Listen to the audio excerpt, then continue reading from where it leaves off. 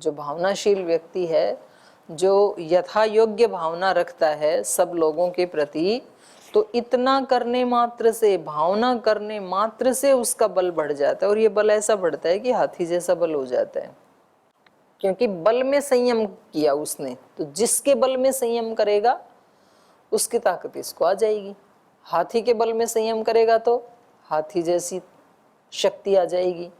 दूसरे प्राणियों के बल में संयम करेगा तो दूसरे प्राणी जैसी इसमें ताकत आ जाएगी। तो एक बार इसको बल की अनुभूति हो जाए, बल की अनुभूति होगी भावना से, इन तीनों भावनाओं से बल की अनुभूति होगी, तो फिर जिस किसी भी बल में ये संयम करेगा, हस्ती आदि नहीं कह दिया ना, तो आदि कहने से सब ले लिए जाएंगे। किसी भी बलवान, शारीरिक रूप से बलवान, बौद्धिक रूप से बलवान, आत्मिक रूप से बलवान, उसके बल में संयम करेगा तो वैसा ये बलवान हो जाएगा। हस्ती बले संयमात हस्ती बलो भवति। हाथी के बल में संयम करेगा तो हाथी जैसा बलवान हो जाएगा। वैनतेय बले संयमात वैनतेय बलो भवति। तो गरुड़ के बल में, गरुड़ क्या करता है, उड़ान भरता है ना लंबी, तो इसके अंदर भी वो बल आ जाएगा। तो हनुमान जी के पास थी सिद्धि, तो उन्होंने समुद्र को लांघ लिया था एक छलांगनी। कीचड़ में गाड़ी फंस गई। हाँ, कीचड़ में गाड़ी फंस गई तो उन्होंने निकाल दिया। और उसमें विशेष है, उन्होंने कहा कि बैलों को निकाल दो। हाँ, और फिर खुद नहीं, पहले तो बैल भी उसी में बेचारे फंस गए थे ना, और बैल खुद भी नहीं निकल पा रहे और गाड़ी भी नहीं निकल पा रही। तो कहा कि बैलों को भी निकालो और फिर अकेले ही और जब बेचारे बैलों से जो गाड़ी नहीं खींच रही है वजन की गाड़ी, तो मनुष्य से कैसे खींचेगी वो। तो बल में संयम करके कर दिया, बल से ऊपर, जो इसका बैल का बल है उससे ऊपर वाले बल में संयम किया होगा। ये होगा। जैसे अंगद के पैर का उदाहरण देते हैं, वो ऐसा लगता है भी व्यक्ति क्यों नहीं उठा सकता, पैर तो उठा सकता होगा। नहीं, सारे असुर लग गए उसके बल, उसको उठाने के लिए। वो एक सिद्धि वाला ही विषय है, नहीं तो हाँ, व्यक्ति की सामर्थ्य में क्या, 100 किलो का वेट के हिसाब से तो देखा जाता है 100 किलो का वजन होगा, 150 किलो का होगा पैर के हिसाब, शरीर का बॉडी वेट डाल दिया जाए तो वो तो कार्यक्रम दूसरा। ना वो वेट वाली बात नहीं है वहां पर। तो एक बार सिद्धि लगा दी वहां पर तो अब उसको कोई उठा नहीं सकता है। तो उस समय जो शिक्षा व्यवस्था थी ना, उसमें ही इन चीजों का प्रचलन था, आध्यात्मिक शक्तियों का। उसी विद्या को, जैसे ब्रह्म विद्या को, इसको बहुत सम्मान दिया जाता था, तो इसलिए लोग प्रैक्टिस भी करते थे। तो ये लोग जो है, इनका जो कुल खानदान है, चाहे हनुमान जी हैं, फिर अंगद जी हैं, तो इन लोगों ने उसकी साधना की है, इन्होंने पढ़ाई भी की है व्याकरण आदि, और उसके साथ सिद्धियों का भी अभ्यास किया है इन्होंने। तो प्रैक्टिकल था इनके यहाँ। तो इनके जो पिता थे बाली, सुग्रीव, इनके पास भी सिद्धियां थी। हनुमान जी के पास भी सारी सिद्धियां हैं, बहुत लोगों पे सिद्धियां थी। हाँ, तो उसको उठा नहीं सकते वो तो उसमें। हाँ, जामवंत जी के पास है। और महाभारत में भी एक जगह आता है ना कि भीम को जो है ना वो हो गया, अहंकार हो गया अपने बल का, तो उनके बल को तोड़ने के लिए हनुमान जी बैठ गए अपनी वो फैला करके पूंछ तो वो बुजुर्ग से होके बैठ गए, तो कह रहे हैं कि इसको हटाओ। तो बोले भाई मैं तो बूढ़ा हो गया बेटा, तू ही उठा दे इसको। तो वो झुंझला के बोले अच्छा बूढ़ा हो तो उठा के फेंकने की कोशिश करता है, तो वो तो टस से मस ना हो। और फिर उसने और बल लगाया और लगाया, तो फिर उसको समझ में आया कि ये कोई सामान्य कोई वानर नहीं है, ये तो कुछ और है।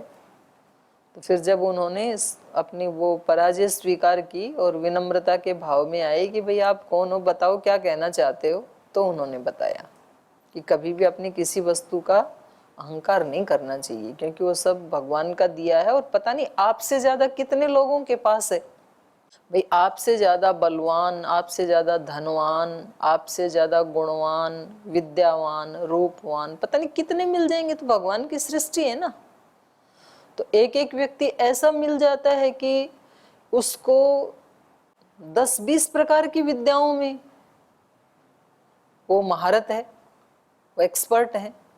तो एक विद्या का क्या घमंड करना, आप तो अन्य विद्याएं जानते भी नहीं है। और एक से एक बढ़ के इस संसार में ना विचित्रताएं हैं।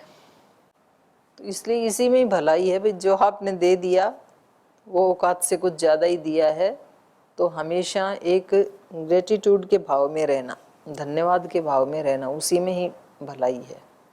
तो ये जिसके संयम में बल करता है योगी, उसका बल इसको मिल जाता है। वायु बले संयमात वायु बलम, बताओ वायु का बल जिसको मिल गया तो फिर तो कितना आनंद आता होगा वैसे उस व्यक्ति को, इतनी सिद्धियां प्राप्त करके। तो जब मतलब इसको सुनते हूँ, पढ़ते हैं ना, तो ऐसे लगता है कि ये जो है परीक्षा आदि का सिस्टम हटा के और जंगल में जाके यही पढ़ें और अपने सब शिष्य उसी का ही प्रैक्टिकल करें, उसी की परीक्षा हो प्रैक्टिकल की। बताओ भैया आपने कौन सी सिद्धि प्राप्त की, तो उससे ज्यादा लाभ दिया जा सकता है। पर इतना तो जरूर है कि गुरुकुल जो है वो जल्दी से जल्दी किसी एकांत स्थान में बनना चाहिए। ऐसे तो मेरे को बहुत अंदर से ना अभी मन में वो आता है, जिज्ञासा, एक अभीप्सा होती है, क्योंकि जो एक निर्माण की जो प्रक्रिया है ना वो एकांत में ही होती है। अब यहाँ कभी कोई फंक्शन होता है, कभी कोई मिलने वाला होता है, कभी कोई देखने वाला आता है, कुछ ना कुछ तो होता ही है। तो जो डिस्टरबेंस होती है ना उसमें निर्माण नहीं होता है। अभी गुरुकुल ही बना रहे हैं तो भी चारों तरफ पर्दे लगा रखे हैं इन्होंने, ताकि इनको आने जाने वालों से कोई डिस्टरबेंस ना हो। और वो तो स्थूल निर्माण है, मकान ही तो बना रहे हैं, और ये आंतरिक निर्माण ये तो बड़ा कठिन काम है ना। तो उसमें जो अपरिहार्य है उसको छोड़ करके बाकी कोई बाह्य डिस्टरबेंस होनी नहीं चाहिए। तो इसलिए तो कहा है उपफरे गिरिणाम संगमे च नदी नाम, ऐसा ही स्थान होना चाहिए। तो इसको ढूंढ के ना, और वहां किसी और को फिर आप लोग आने की अनुमति मत देना। कोई ऐसा स्थान जब ढूंढ लें और वहां पे गुरुकुल बन जाए तो बोले जी यहाँ पर केवल बस ये विद्या प्राप्त करने वाले और सिद्धि प्राप्त करने वाले ही रहें, बाकी और कोई वहां रहे नहीं, तो तब बात बनेगी। नहीं तो फिर धीरे धीरे कोई जगह खरीदते हैं तो वहां दूसरे भी आ जाते हैं, बोले यहाँ पर ऐसे भी कर लो। तो वहां पर केवल साधना वाले ही लोग आए, तो बेशक से वो सन्यासी हों या तो वानप्रस्थी हों या तो गाय आदि की सेवा करनी है तो गाय भी रख सकते हैं, खेती कर सकते हैं, पर हों साधना वाले लोग, प्रोफेशनल ना हो। तो चलिए बल वाला हो गया। प्रवृत्त्यालोक न्यासात सूक्ष्म व्यवहित विप्रकृष्ट ज्ञानम। तो यहाँ पर कहा प्रवृत्त्यालोक न्यासात, प्रवृत्ति के आलोक का न्यास करने से, न्यास मतलब विन्यास, फैला देने से, उसको उस आलोक को फैला देने से सूक्ष्म व्यवहित और विप्रकृष्ट, इन तीनों का भी ज्ञान हो जाता है। पीछे आई थी ना प्रवृत्ति, विशोका व ज्योतिष्मति, ज्योतिष्मति प्रवृत्ति है ना, मनस स्थिति निबंधिनी, क्या ये सूत्र क्या है? विशोका व ज्योतिष्मति और मनस, यही है। उसका अगले सूत्र में फल बताया कि वो क्या है, मनस स्थिति निबंधिनी, वो जो प्रवृत्ति है वो मन की स्थिति को बांध देने वाली, एकाग्र कर देने वाली है।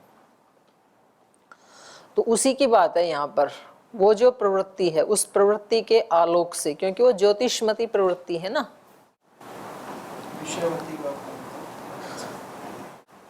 नहीं नहीं, उससे अगला, हाँ यही विशोका व ज्योतिष्मती की बात कर रही हूँ मैं। और इससे ऊपर जो है वो विषयवती बता ही दिया, विषयवती व प्रवृत्ति उत्पन्ना मनस स्थिति निबंधिनी। तो एक एक विषय वाली जो प्रवृत्ति है वो भी मन की स्थिति को बांधने वाली है। और फिर अगला बताया विशोका व ज्योतिष्मती, ज्योतिष्मती जो प्रवृत्ति है जिसका संज्ञा यहाँ इन्होंने विशोका दी, शोक को दूर कर देने वाली, वो भी मन की स्थिति को बांधने वाली है, ऐसे बताया। ऊपर से अनुवृत्ति आ रही है, तो यहाँ उसी की बात की जा रही है कि वो जो ज्योतिष्मती प्रवृत्ति है ना, उस प्रवृत्ति के आलोक का विन्यास करने से। ज्योतिषमती प्रवृत्ति है, प्रकाश वाली प्रवृत्ति, उस प्रकाश को हमने फैला दिया, दूर तक फैला दिया, तो उससे सामान्य रूप से हमें सूक्ष्म चीजें दिखाई नहीं देती हैं, पर उस ज्योतिषमती प्रवृत्ति के आलोक से सूक्ष्म चीजों का भी पता लग जाता है। मनुष्य के शरीर में इतनी नाड़ियां हैं, हाँ हाँ, वो उससे पता लगता है, वो सूक्ष्म का 72 करोड़ 72 लाख 72,201।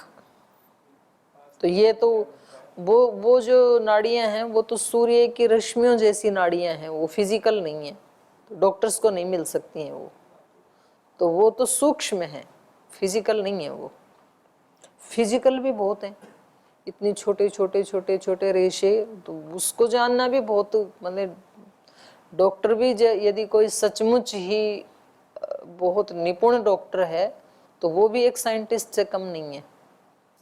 स्थूल को समझना भी बहुत कठिन है, स्थूल शरीर की संरचना को, पर ये सूक्ष्म वाली बात तो फिर बहुत ही कठिन है। तो ये सूक्ष्म को भी जान लेता है, व्यवहित को जान लेता है, जैसे दीवार के उस पार या शहर के उस पार क्या हो रहा है वो हम नहीं जान सकते, लेकिन इस प्रवृत्ति के आलोक को फैलाने से वो उसको भी जान लेगा कहाँ क्या हो रहा है।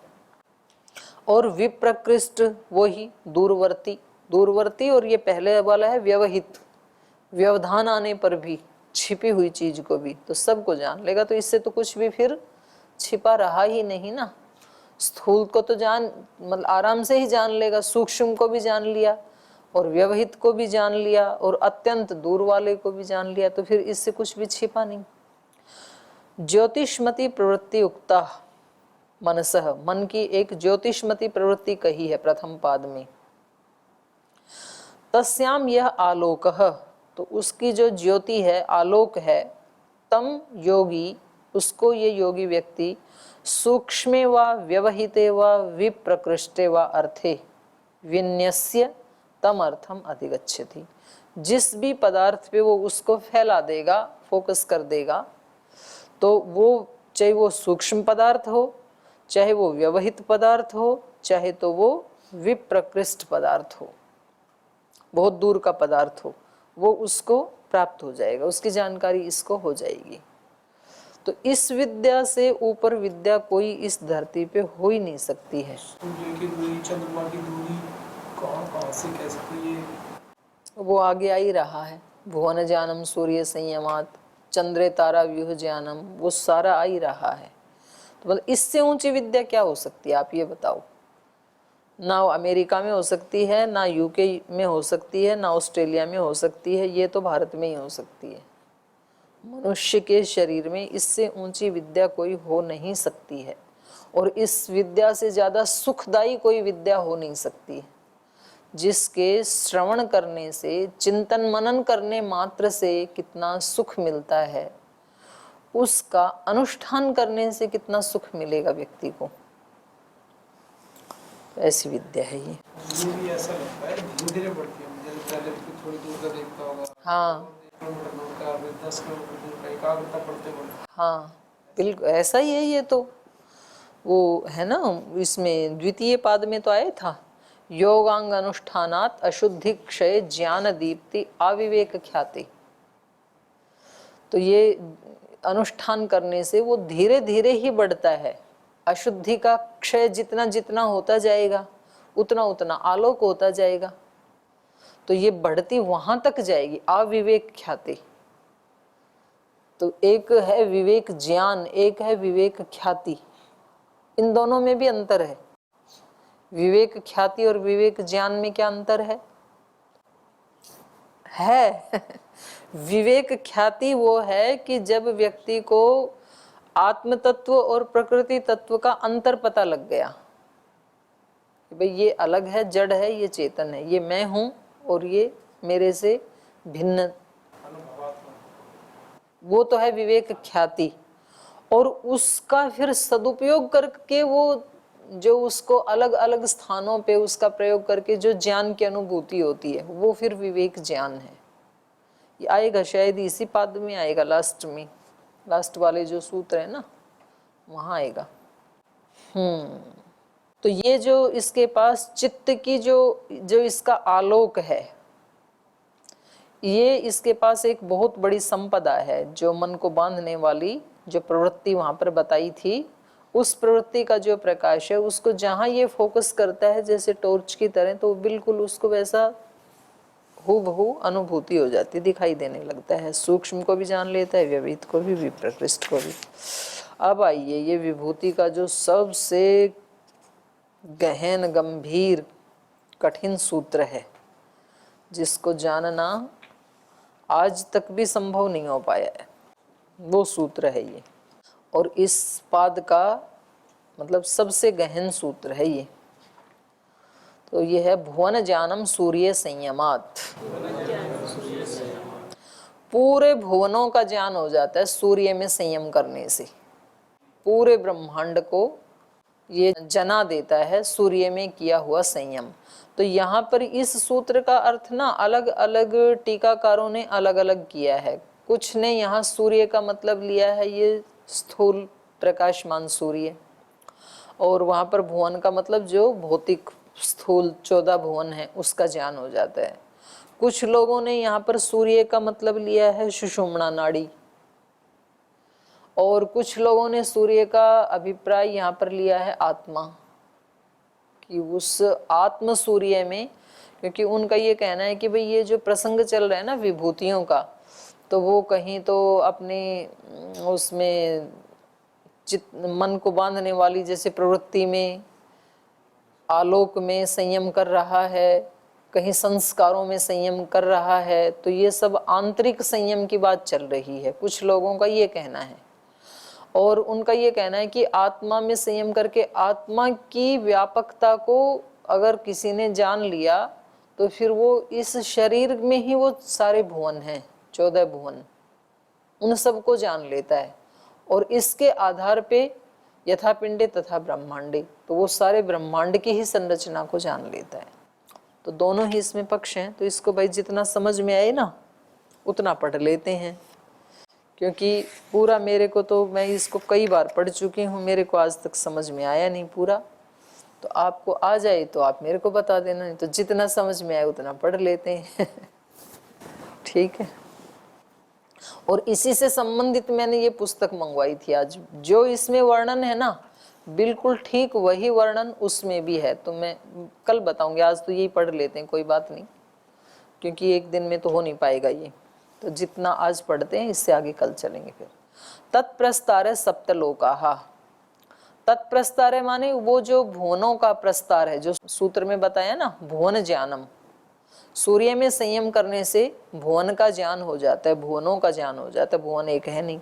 तो कह रहे हैं तत्प्रस्तार, वो जो भुवन का ज्ञान है, या सॉरी विस्तार है, वो कितना है? सप्तलोकाहा, 7 लोकों में विस्तार है इस भुवन का।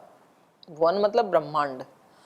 तत् प्रस्तार सप्तलोका तत्र अवीचे प्रभृति मेरु पृष्ठम यावत इति एष भूर्लोकः। तो कह रहे हैं अवीची, ये एक उसका लोक का ही नाम है। अवीची से लेकर के, अवीचे है प्रभृति, अवीची से लेकर के मेरु पृष्ठम, मेरु पृष्ठ तक, यावत जितना स्थान है, इति एष भूर्लोक, ये भूलोक है। तो जैसे शरीर में इसको घटाएंगे आप, तो मेरु का मतलब ये मेरुदंड जिसको कहते हैं, जहां से प्रारंभ होता है मेरुदंड, उससे, और अवीची है सबसे नीचे की दिशा। तो अवीची से लेके उस मेरुदंड तक, जो नीचे का भाग है हमारा, मेरुदंड से नीचे का भाग मतलब पूरे पैर की एड़ी तक, एड़ी पर्यंत, वो सारा है भूलोक। यदि हम 3 लोकों में शरीर को घटाएं या ब्रह्मांड को घटाएं, तो भूलोक से, पृथ्वी लोक से नीचे हैं ये लोक, अवीची आदि, और इस सारे को भूलोक का ही विस्तार कहेंगे। और मेरु पृष्ठाद आरभ्य आध्रुवात ग्रह नक्षत्र तारा विचित्रो अंतरिक्ष लोकः। भूलोक से लेकर के, माने इस मेरु पृष्ठ से आरंभ करके आध्रुवात, ध्रुव तक, तो उसको लेते हैं फिर यहाँ तक, क्योंकि ये जो स्थिरता है पीठ की, मेरुदंड से प्रारंभ से लेके यहाँ तक, और इसमें सारे जो ग्रह नक्षत्र तारा विचित्र प्रकार के हैं, इसको कहेंगे अंतरिक्ष लोक। और जब ब्रह्मांड में देखेंगे तो जिस भूमि पर हम बैठे हैं इससे लेकर के और जो ये हमें ग्रह नक्षत्र तारा आदि दिखाई देते हैं, ये सारा क्या है? अंतरिक्ष लोक। तो हम बैठे यहाँ से ही शुरू हो गए ना अंतरिक्ष, तो और ये ग्रह नक्षत्र आदि वहां तक जाएगा, ये अंतरिक्ष लोक हो गया, ये दूसरा लोक है। तत्परः, और उससे परे, उससे ऊपर स्वरलोकः, उससे ऊपर स्वरलोक है। तो ये 3 लोक हो गए। जब हम त्रिलोकी की बात करते हैं तो भूलोक, अंतरिक्ष लोक और स्वरलोक। तो कह रहे हैं ये जो स्वरलोक है ना, ये पंचविध है, ये 5 प्रकार का है। जैसे भूलोक कितने प्रकार का है? भूमि से नीचे नीचे 7 लोक हैं, तो भूमि समेत 8 लोक हो जाते हैं। तो उन 8 लोकों के समूह को भूलोक ही कहते हैं।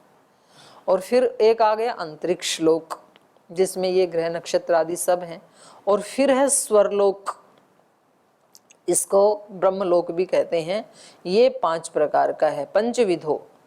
तो माहेंद्र तृतीयो लोकः, उस स्वरलोक में या उस ब्रह्मलोक में जो सबसे पहला लोक है वो है माहेंद्र लोक, महेंद्र से संबंधित इंद्रलोक जिसको कहते हैं। तो जैसे पहले वाला को हम माने भूलोक, दूसरा अंतरिक्ष लोक, तो उस दृष्टि से ये फिर तीसरा माना जाएगा। स्वरलोक में पहले जो आता है महेंद्र लोकः तृतीय लोकः। चतुर्थः प्राजापत्यः, चौथा है प्रजापति लोक, उसको कहते हैं महरलोकः, उसको महलोक कहते हैं। तो 2 तो ये हो गए। और त्रिविधो ब्राह्मः, इससे आगे आता है ब्रह्मलोक, जो अपने आप में 3 प्रकार का है। उस ब्रह्मलोक में तद यथा जनः लोकः, तपोलोकः, सत्यलोकः इति। उस ब्रह्मलोक में भी 3 लोक हैं। तो पहला है जनलोक, तपलोक और सत्यलोक। तो कुल मिलाकर के स्वरलोक में कितने लोक हो गए? 5। 5 में से सबसे पहले जो आता है वो महेंद्र लोक, दूसरा प्रजापति लोक, तीसरा जनलोक, चौथा तपोलोक, 5वां सत्यलोक। तो ये 3 जो हैं ये तो ब्रह्मलोक के अंतर्गत आते हैं, और ये जो बाकी के 2 हैं ये स्वरलोक के अंतर आते हैं। तो जो संध्या भी जो हमारे ऋषियों ने बताई है ना, और उसमें भी जो हम वो करते हैं प्राणायाम मंत्र, ओम भूः ओम भुवः ओम स्वः ओम महः ओम जनः ओम तपः ओम सत्यम, तो उन्होंने उस आंतरिक विज्ञान को ही उस समय दोहराने का या प्रैक्टिकल उसको देखने का अभ्यास किया है। तो ये ऊपर से गिने जाते हैं संध्या करते समय। ओम भूः ओम भुवः ओम स्वः ओम महः ओम जनः ओम तपः, तप पैरों पे आ जाता है, ओम सत्यम। इसलिए जब हम वो मार्जन भी करते हैं ना, तो वो भी फिर सत्य में दोबारा जाते हैं वहां पर। ओम वाक वाक, ओम प्राण प्राण, ओम चक्षुष चक्षु, ओम श्रोत्रम श्रोत्रम, है ओम भू पुनातु शीर्षि, भू के ऊपर दोबारा जाते हैं फिर, तो जने के बाद फिर यहाँ आते हैं। ओम भुव पुनातु नेत्रयो, भुव यहाँ आएगा। तो इनकी गणना फिर ऐसे आती है भूलोक। तो ये जैसे इन्होंने बताया ना, जनलोक, तपलोक और सत्यलोक, तो सत्यलोक तो यही है, सबसे ऊपर वाला ही है सत्यलोक। भूलोक, भुवः और स्वः ये यहाँ है। महा मतलब जो महान है, तो हृदय महान होना चाहिए, उदार हृदय बोलते हैं ना। और जनः, ना भी जनक है सबका, तो ये जनः लोक हो गया। और पैरों को तपह लोक, तो ये इंद्रियों का है कि सब इंद्रियों से तप को बढ़ाना। तो ये बहुत बड़ा विज्ञान है इसमें उलझा हुआ। अब कोई ऐसा योगी हमें आके इसका पूरा पूरा रहस्य बताए तो हमें पता लगे, और या तो हम खुद ऋषि बने तो हमें पता लगे, और कोई तीसरा रास्ता नहीं है। तो जितना थोड़ा थोड़ा समझ में आता है उतना समझ ले रही। तो ये कह रहे हैं कि ये तीन, वैसे तीन इसमें गणना करें तो तीन लोक हो गए, भूलोक, भुवलोक, स्वरलोक।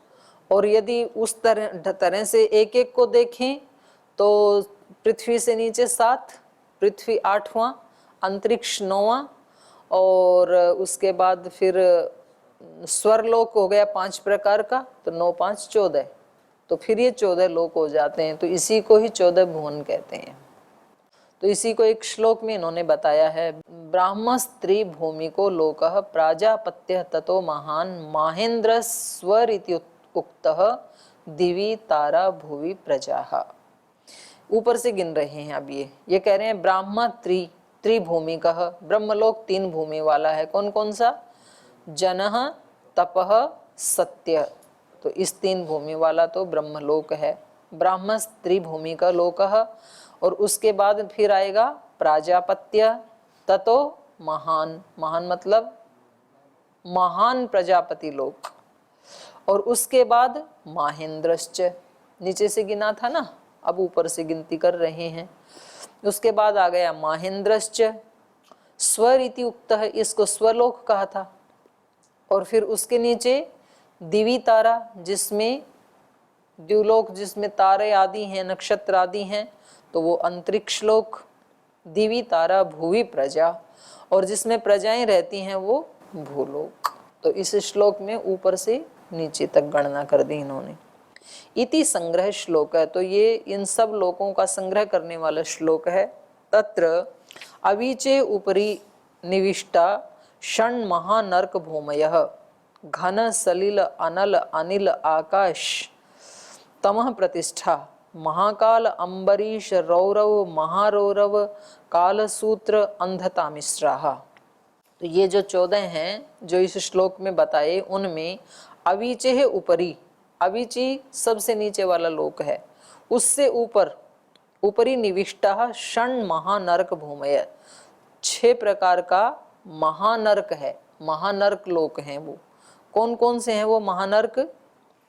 घन सलिल अनल अनिल आकाश तमः प्रतिष्ठा, माने घन में प्रतिष्ठित है, सलिल में जल में प्रतिष्ठित लोक है, अनल अग्नि में प्रतिष्ठित लोक, अनिल माने वायु में प्रतिष्ठित लोक, आकाश मतलब आकाश में प्रतिष्ठित, और तम माने तम में प्रतिष्ठित लोक। तो 7 हो गए ना ये। इनके नाम हैं महाकाल, अंबरीश, रौरव, महारौरव, कालसूत्र, अंधता मिश्र। तो कितने हो गए? 7। और 7वां अवीची, अवीची के ऊपर बताए ना ये, तो ये 7 लोक हो गए ना। तो यहाँ पर कहा यत्र स्वकर्मोपार्जित दुख वेदना प्राणिनः कष्टम आयु दीर्घम आक्षिप्य जायन्ते। ये जो नरक लोक है ना, इनमें अपने कर्मों से उपार्जित जो कर्माशय है, उनसे दुख वेदना, दुख की संवेदना के साथ प्राणी ने, ये सब प्राणी कष्टम आयु दीर्घम आक्षिप्य, माने कष्टकारिणी दीर्घम आयु आक्षिप्य, दीर्घ आयु को प्राप्त करके जायन्ते उत्पन्न होते हैं। माने लंबी लंबी आयु होती है इन लोकों में रहने वाले प्राणियों की, क्योंकि उन्होंने ऐसे बहुत कठोर पाप किए होंगे। तो ऐसा नहीं है कि जल्दी से छुटकारा मिल जाए।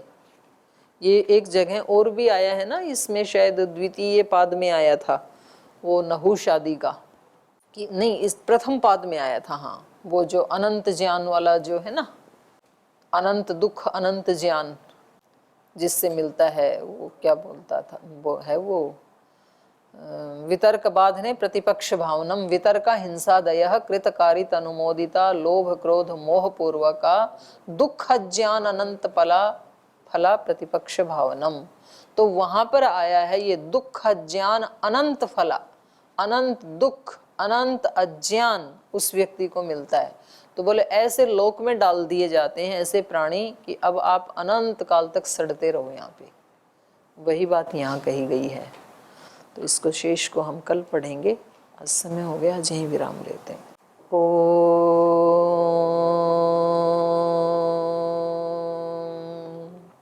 शांति शांति शांति। श्री गुरुभ्यो नमः।